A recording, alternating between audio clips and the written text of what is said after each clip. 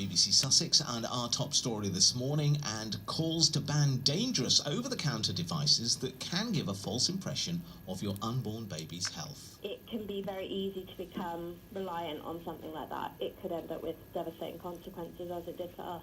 Well, the Lewis MP, Maria Caulfield, is sponsoring a parliamentary bill banning the sale of these so-called fetal dopplers. They're electronic devices. You can buy them in shops, you can buy them online as well, and they monitor your baby's heart at home. But campaigners say they're dangerous because they often give mums the impression that a baby is fit and healthy when in fact the baby could be in distress. And here's how they use them. This is an instructional video from America. I use the Sonoline B Pocket Fetal Doppler. I purchased this earlier last year for my second pregnancy.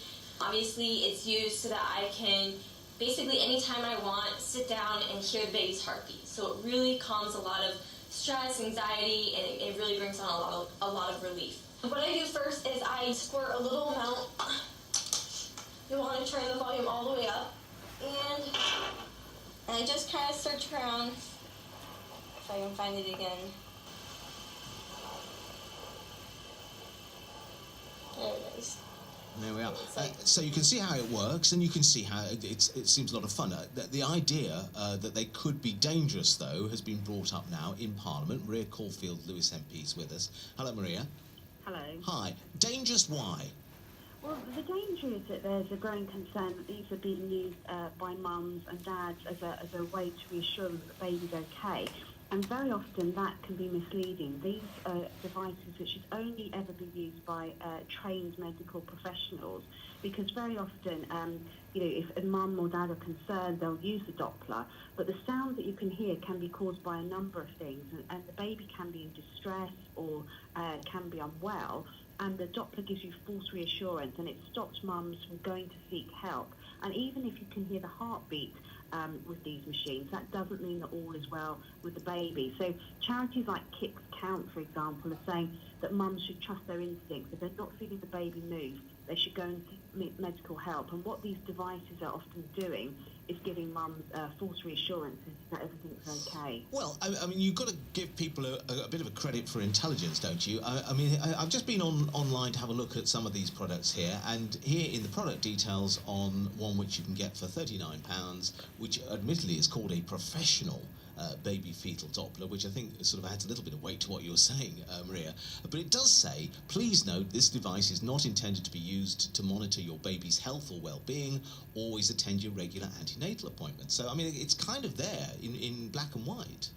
It is, but people often don't read the small print, and it does say in most of the leaflets that accompany these machines that they should be used in conjunction with seeking medical advice. But the trouble is these are available on sale in most high streets, and Mothercare have actually just announced they're going to withdraw their sale of these because they are being used by mums as a way of reassurance, and sometimes the sounds you hear, for example, can be anything. It can be air flowing through the mum's tummy, it can be blood flowing through arteries, and it's not necessarily the baby's heartbeat. And the danger is that mums don't go and seek help because they're falsely reassured. And we've had numbers of instances of this happening. And it's much safer that if mum is worried about the baby or can't feel the baby move, that she seeks medical help. I mean, the Royal College of Midwives, for example, have also urged mothers not to use these Dopplers because they are equally concerned, as have NHS choices. Okay, Maria, thank you very much indeed. And well, let's hear one of those really sad stories. This is Gemma Brushney, who lost her second baby, Sophie, at 24 weeks. Hello, Gemma. Thank you so much for coming on. Good morning. Hello. We really appreciate you coming on and sharing your story, because this must be hard to go through every time. But you had one of these Dopplers, and did it? I mean, with your baby Sophie, were you using it as a health, just to check that Sophie was okay? So pretty much, I'd had one for our first pregnancy with Izzy because it was a novelty thing. It was something nice to do. You know, you could listen down, you could hear the heartbeat, and you know, you could show family and friends, and it was just a nice novelty thing to have. And then when I was pregnant with Sophie, I had no issues at all, but I did have an anterior placenta, which is where your placenta is at the front of your uterus. So you can't often feel a lot of movement. So I did use it more for reassurance because I couldn't feel movement. And so yeah, it was reassuring, but I'd actually ended up having the flu, and it had made me really poorly, and after that I'd felt a lot less movement.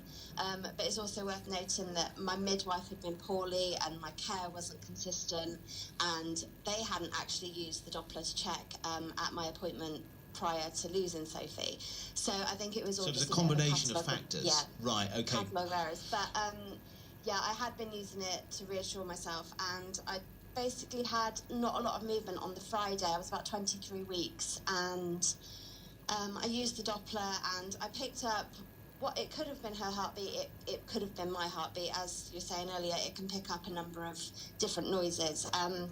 And I'd actually felt her do a big movement, and so it reassured me. And we had a busy weekend, kind of didn't really think anything of it, wasn't really over worried by the lack of movement because, as I said, I hadn't been feeling a huge amount due to the anterior placenta. And then on the Monday I woke up and I just had a gut feeling that something wasn't right. And I rang my husband and I said, "Oh, you need to come home from work. I think we need to go to the hospital." And I rang the hospital. I used the Doppler at that point and I picked up nothing. It was just static. And I think I knew at that point something was really wrong at that point. And obviously we went to the hospital and they scanned us and there was no heartbeat. Oh, that's horrible. And so, you said you sort of kind of knew, but even so, when you're told, it must be a horrible moment. Yeah. And because we were 23 weeks plus 5, it was technically classed as a late miscarriage rather than a stillbirth, even though I gave birth on the morning that I was 24 weeks, because they went from the day that they found out that she'd obviously died. But yeah, and obviously you have to go through labour, you have to give birth like you would at full term. It's hideous, it's just devastating. Gemma, thank you so much for sharing your story there, Gemma Brushneen. And I don't know whether you've ever used a baby Doppler yourself. Did you just see it as a bit of fun, or perhaps were you using it as something just to check that the baby was okay? You'd like to comment? You can either text us 81333, start your text with the word radio, or you can call 03459 570057.